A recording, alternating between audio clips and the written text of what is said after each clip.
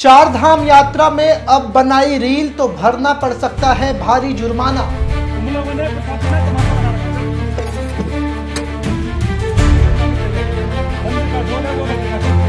धार्मिक यात्रा में रीलबाजी से भक्तों को होती है परेशानी।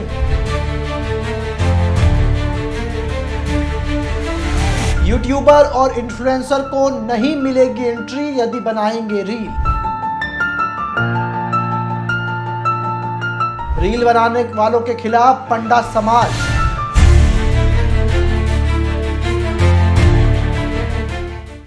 नमस्कार, मैं हूं बॉबी और आप देख रहे हैं एशियन स्काई न्यूज। उत्तराखंड में 30 अप्रैल से शुरू हो रहे चार धाम यात्रा में इस बार वीडियो रील बनाने वालों और यूट्यूबर्स की एंट्री पर रोक लगाने की तैयारी की गई है।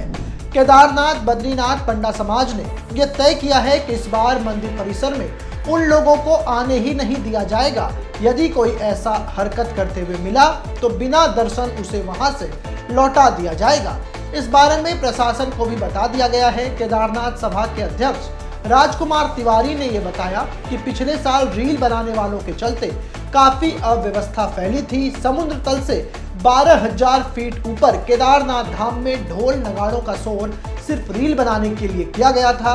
यात्रा शुरुआत के 10 से 12 दिन पूरी शिवलिंग पर्वत माला में ये शोर गूंजता रहा। यहाँ की प्रकृति के लिए यह शोर ठीक नहीं है, इसलिए इस बार कैमरा ऑन भी नहीं करने देंगे। इसी तरह पैसे देकर वीवीआईपी दर्शन की व्यवस्था भी इन चार धामों पर बंद रहेगी। बद्रीनाथ धाम के पंडा पंचायत के कोषाध्यक्ष अशोक टोडरिया ने कहा है कि पैसे लेकर के दर्शन करवाना भगवान की मर्यादा के खिलाफ है, इसलिए हमने प्रशासन को स्पष्ट कर दिया है कि इस बार पैसे देकर होने वाले वीवीआईपी दर्शन बंद रहेंगे। यदि कोई वीआईपी आता है तो उसे 2 महीने बाद का समय दिया जाएगा। अब तक 9 लाख रजिस्ट्रेशन हो चुके हैं। सबसे ज्यादा रजिस्ट्रेशन जो है वो केदारनाथ धाम के हुए हैं। बता दें आपको कि इस बार यात्रा के बीते 6 दिन में 9 लाख श्रद्धालु रजिस्ट्रेशन करा चुके हैं और ये आंकड़ा लगातार बढ़ता जा रहा है। सबसे ज्यादा 2.25 लाख श्रद्धालुओं ने केदारनाथ धाम के लिए रजिस्ट्रेशन कराया है। फिर बद्रीनाथ धाम के लिए 2.24 लाख श्रद्धालुओं ने रजिस्ट्रेशन कराया। वहीं यमुनोत्री के लिए 1.34 लाख श्रद्धालु, वहीं गंगोत्री के लिए 1.5 लाख व हेमकुंड साहिब के लिए 8,000 से अधिक श्रद्धालु दर्शन करने आएंगे। अभी तक इनका रजिस्ट्रेशन हुआ है। इस बार यात्रा पिछले साल के मुकाबले 10 दिन ज्यादा चलेगी। आपको बता दें कि इस बार 10 जगह होल्डिंग क्षेत्र रहेगा और यहाँ होटल की सुविधा भी मौजूद रहेगी। चार धाम यात्रा के दौरान खराब मौसम व विपरीत हालात में यात्रियों को रोकने के लिए 10 जगहों पर होल्डिंग स्थल बनाए जा रहे हैं। ये स्थल हरिद्वार, ऋषिकेश, व्यासी, श्रीनगर, रुद्रप्रयाग, सोनप्रयाग, हरबटपुर, विकासनगर, बडकोट, भटवाड़ी में होंगे। यहाँ पानी के साथ साथ शौचालय, रात बिताने के लिए बिस्तर, दवाएं और खाने की इमरजेंसी व्यवस्था रहेगी। पूरे यात्रा मार्ग को 10-10 किलोमीटर के सेक्टरों में बांटा हुआ है। हर सेक्टर में 6 पुलिसकर्मी होंगे, वो बाइक पर तैनात रहेंगे जिससे यात्रियों को जो है परेशानी ना हो। अब देख लीजिए कि जिस तरीके से चार धाम यात्रा को लेकर के हर बार खबर आती है कि बड़ी संख्या में लोग यहाँ पर पहुँचते हैं, लिहाजा वहां पर पुलिस प्रशासन के साथ साथ मंदिर कमेटी और पंडा समाज के जो लोग रहते हैं उनको सबसे ज्यादा मुश्किलें इन दिनों ये हो रही है कि वहां पर रीलबाजी ज्यादा होती है। लोग चाहते हैं कि मंदिर के दर्शन करते हुए उनके वीडियो को रिकॉर्ड कर लिया जाए ताकि वो अपने सोशल मीडिया साइट पर अपलोड कर दें। लेकिन इस बार पंडा समाज ने यह पहले ही तय कर लिया है कि यदि आपके मन में प्रभु के दर्शन की इच्छा है तभी आप आए। यदि आप सोशल मीडिया इन्फ्लुएंसर हैं, यूट्यूबर हैं, आपका यूट्यूब चैनल है या आप इंस्टाग्राम पर रील अपलोड करना चाह रहे हैं तो इसलिए आप ना आए, क्योंकि यदि आपको यहाँ पर रील बनाते हुए देखा जाएगा तो आपको दर्शन भी नहीं करने दिया जाएगा। ऐसी ही एक घटना पिछली बार सामने आई थी।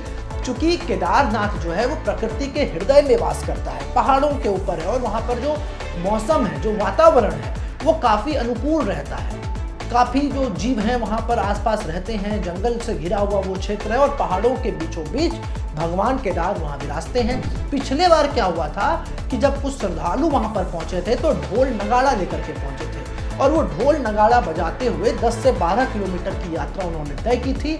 तो लोगों को ये लग रहा था कि इतने शांत जगहों पर जहाँ पर लोग श्री राम प्रभु के दर्शन करने के लिए पहुंचते हैं, वहां पर आकर के इस तरह का स्टंट करना, इस तरीके से शोर करना, हल्ला करना, इससे ना सिर्फ श्रद्धालुओं को तकलीफ हो रही थी बल्कि वहां पर जो अन्य वन्य जीव संरक्षित हैं उनको तकलीफ हो रही थी। पहाड़ों पर इस तरीके के शोर करने से पर्यावरण में भी एक गलत मैसेज जाता है। तो इस बार पंडा समाज ने पहले ही ये निर्णय ले लिया है कि भैया अगर आपको दर्शन करने आना है, पूजा करने आना है तभी आप आइए, वरना अगर आप रीलबाजी करने के लिए आ रहे हैं तो हाथ जोड़कर निवेदन है कि आप ना आए। यदि आप आते हैं तो आपको दर्शन करने नहीं दिया जाएगा। और सिर्फ ये पंडा समाज ने नहीं कहा बल्कि उन्होंने ये पूरी जानकारी जो है प्रशासन को, पुलिस को, अधिकारियों को दे दी है कि यदि इस प्रकार की कार्रवाई होती है तो बाद में इसका विरोध ना किया जाए। इसके अलावा एक वीवीआईपी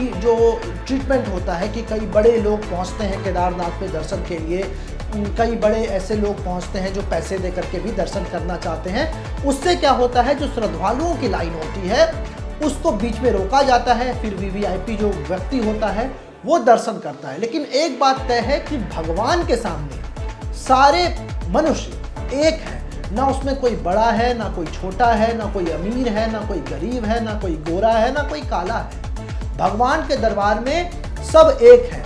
इसलिए पंडा समाज ने इस बार ये भी निर्णय लिया कि यदि वहां पर कोई वीवीआईपी बनकर आता है तो उनको रोक दिया जाएगा, उनको 2 महीने बाद का समय दिया जाएगा। पहले जो आम श्रद्धालु हैं जो इस कठिन यात्रा को पूरा करके यहाँ तक पहुंचे हैं उनको दर्शन कराया जाएगा, फिर बाद में आगे की प्रक्रिया होगी। बहरहाल अब देखना ये होगा कि जब लोग वहां पर पहुंचते हैं तो क्या रीलबाजी रुक जाती है, क्या लोग रील नहीं बनाएंगे, क्या लोग फोटो क्लिक नहीं कराएंगे, ये सब चलता रहेगा। लेकिन इसको अब पंडा समाज मैनेज कैसे करता है ये एक बड़ा सवाल है। ऐसे ही तमाम खबरों के लिए आप हमारे साथ बने रहें और देखते रहें एशियन स्काई न्यूज। ऐसे ही तमाम खबरों के लिए आप हमारे YouTube चैनल को सब्सक्राइब करें। साथ ही आप चाहते हैं कि सबसे पहले ये खबर का नोटिफिकेशन आपको मिले तो बेल आइकन को दबाना ना भूलें। इसी के साथ हमारी टीम आपके लिए लेकर के आई है एक जबरदस्त मौका, एक गिफ्ट जीतने का। आप इस वीडियो को 15 ग्रुपों में शेयर कर दिए गए नंबर पर अपना स्क्रीनशॉट भेजें, जिसके बाद हमारी टीम आपको देगी एक शानदार गिफ्ट वाउचर।